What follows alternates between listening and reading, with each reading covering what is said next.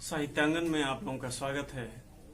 आज मैं हिंदी से एक और कविता लेकर उपस्थित हुआ हूँ। यह 12वीं कक्षा की हिंदी की पाठ्यपुस्तक से ली गई है और आज हम लोग भारत भूषण अग्रवाल के 2 कवित्व लेने वाले हैं।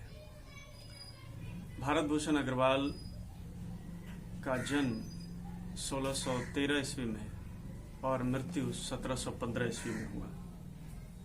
इनका जन्म तिकवापुर, कानपुर, उत्तर प्रदेश में हुआ।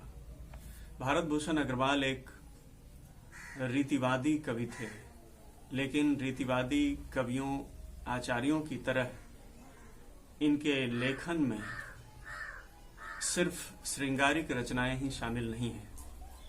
इन्होंने उन सब से हटकर बहुत सारे ओजपूर्ण पद लिखे हैं, जिनके लिए ये काफी प्रसिद्ध भी हुए। अभी यहाँ जो 2 कवित्व लिए गए हैं, इन दोनों कवित्वों में एक में उन्होंने शिवाजी महाराज का वर्णन किया है और दूसरे कवित्व में छत्रसाल का वर्णन किया है, जिनके राजाश्रय में ये रहे भी थे। तो आइए हम लोग बारी बारी से इन दोनों कवित्वों को पंक्ति दर पंक्ति समझने की कोशिश करते हैं। शिवाजी की प्रशंसा में लिखे गए पहले कवित्व में ये कहते हैं, इंद्र जिमि जंभ पर बाड़व ज्यों अंभ पर। कह रहे हैं कि जिस प्रकार इंद्र का प्रभुत्व यम पर होता है, इंद्र अर्थात देवताओं के राजा, उनका प्रभुत्व मृत्यु के देवता यम पर होता है। बाड़व ज्यों अंभ पर, और बाड़व अर्थात समुद्र, समुद्र का प्रभुत्व जिस तरह से बादल पर होता है, अर्थात समुद्र के जल से ही बादल का निर्माण होता है, मूलतः। रावण सदंभ पर रघुकुल राज है, और जिस प्रकार दंभी रावण पर रघुकुल के राजा राम का प्रभुत्व रहा, राज रहा।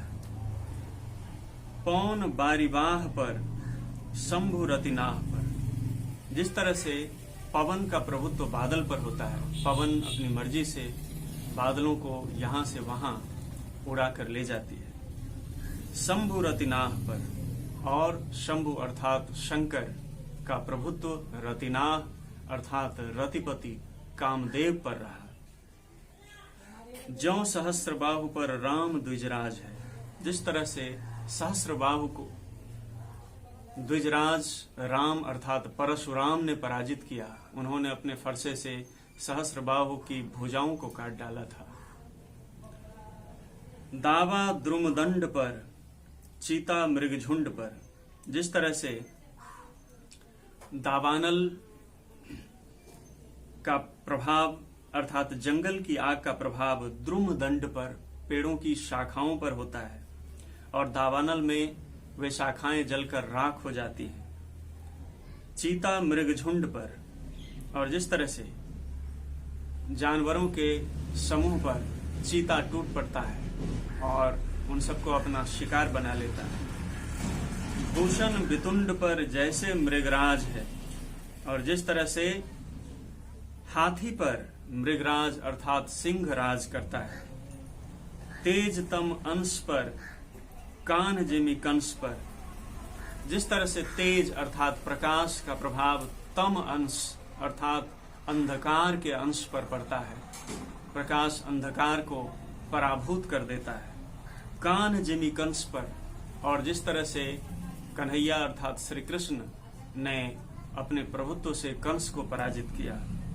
यों म्लेच्छ वंश पर शेर शिवराज है, उसी तरह से म्लेच्छ वंश अर्थात बाहर के आतताई शासकों पर शेर शिवराज है। शिवराज अर्थात शिवाजी महाराज शेर साबित हुए, उन्होंने अपना प्रभुत्व दिखाया, उन सबको परास्त किया। ये था पहला कवित्व, और अब इसी कविता में एक और भी दूसरा कवित्व है, जिसमें छत्रसाल की वीरता का वर्णन किया गया है। तो आइए हम लोग इसे भी समझने की चेष्टा करें। निकसत म्यान ते मयूखें प्रलय भानु कैसी। कह रहे हैं कभी निकसत म्यान ते मयूखे प्रलय भानु कैसी। जिस तरह से प्रलय के समय का सूर्य होता है, उसी तरह छत्रसाल के तलवार से किरणें उत्सर्जित होती हैं। जब उनकी तलवार चमकती है तो उससे किरणें प्रतिबिंबित होती हैं। फारई तमतोम से गयंदन के जाल को। और जिस प्रकार अंधकार के समूह को प्रकाश चीर कर रख देता है, उसी तरह से जिस तरह से गयंदन के जाल को अर्थात हाथियों के जाल को सिंह पराभूत कर देता है, चीर कर रख देता है। लागत लपकी कंठ बैरिन के नागिन सी। उनकी जब तलवार टूटती है तो वो इस तरह से बैरियों के कंठ पर लपकती है जैसे कोई नागिन किसी को डस जाती है। रुद्र ही रिझावई दई दई मुंडन की माल को। छत्रसाल जब रौद्र रूप धारण करते हैं तो वे मुंडों की माला चढ़ाते हैं रुद्र पर, अर्थात शिव के उस रुद्र रूप पर जो क्रोध के लिए जाना जाता है। लाल क्षितिपाल छत्रसाल महाबाहुबली। वे लाल हैं, क्षितिपाल हैं, अर्थात धरती के राजा हैं, संरक्षक हैं। छत्रसाल महाराज महाबाहु और बली हैं, शक्तिशाली हैं। कहाँ लऊं बखान करूं तेरी करवाल को। कहाँ तक तुम्हारी तलवार का बखान किया जा सकता है, यानी यह वाणी से असंभव है। प्रतिभट कटक कटीले केते काटी काट कालिकासी किला की कलेव देती काल को। और उनकी तलवार ने न जाने कितने प्रतियोद्धाओं को काट दिया। जिस तरह से कांटों को काटा जाता है, उसी तरह से उन्होंने उन प्रतिभट्टों के सिरों को काट डाला। और कालिका सी किला की कलेव देती काल को।